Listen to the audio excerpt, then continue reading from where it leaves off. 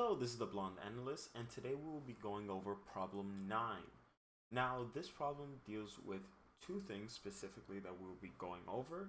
One being DeMorgan's law, and two is the probability given statement, a conditional. So let's go over that first. For a conditional, I'll write it here in red. Red here. A conditional will be, let's say we have two sets, A and B. So probability of B given A is equal to probability of A intersect B over probability of A. That's what a conditional statement would be. DeMorgan's law, we'll write it here in blue, and we'll just have it as DeMorgan's law would be, let's say we have two sets, and we have the complement of the union of those sets. That would be the same thing as the intersection of the complement of A and the complement of B.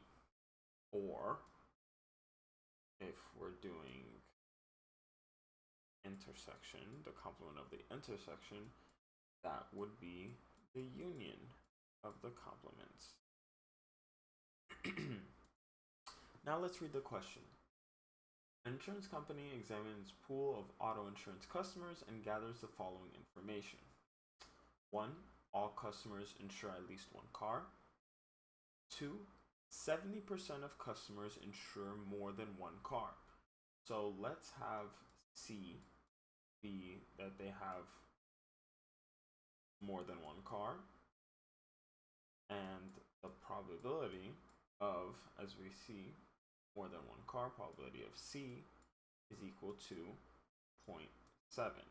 And as it said in the first one, all have at least one. So if 70% have more than one, then 30% have exactly one. So probability of C complement is equal to 0.3. 3 says 20% of customers insure a sports car. So let's have S be sports car. The probability of S is equal to 2.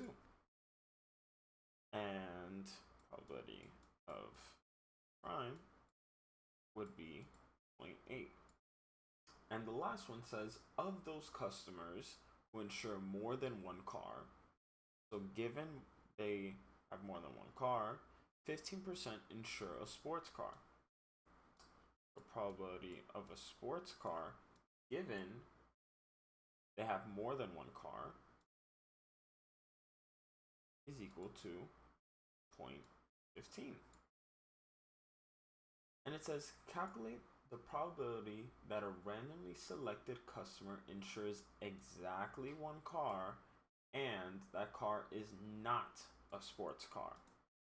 So we're trying to find the probability exactly one car, so that would be C prime, given that it is not a sports car, so it would be S prime. Now this looks pretty familiar. We could go back up here, and that would be our DeMorgan's law. So that is the same thing as 1 minus the probability of C union S.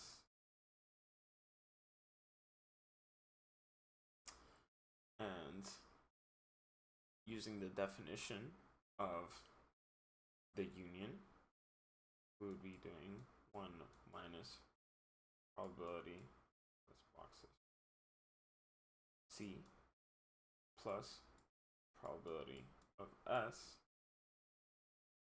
minus their intersection, CS. Now, we know what the probability of having more than one car is. We know what the probability of having a sports car is, but we need to do a little bit more work to find this intersection. And that's where we will be using our conditional statement. Now, if we do some algebra work here, we could see that our probability of A, B is the same thing as probability of B given A times probability of A. Now we could just do that same thing, but with our example here. And as we could see, we are given this right here, which would be very useful. So now we have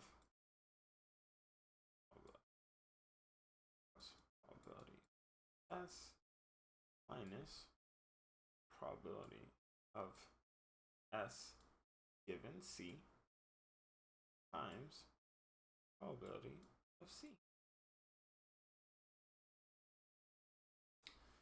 Now we just plug in our numbers right here.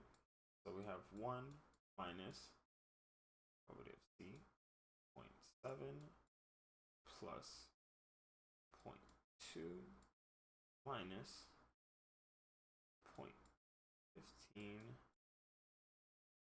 times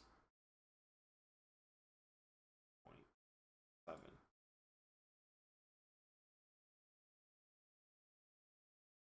And if we were to plug that in, we would be getting 0.205.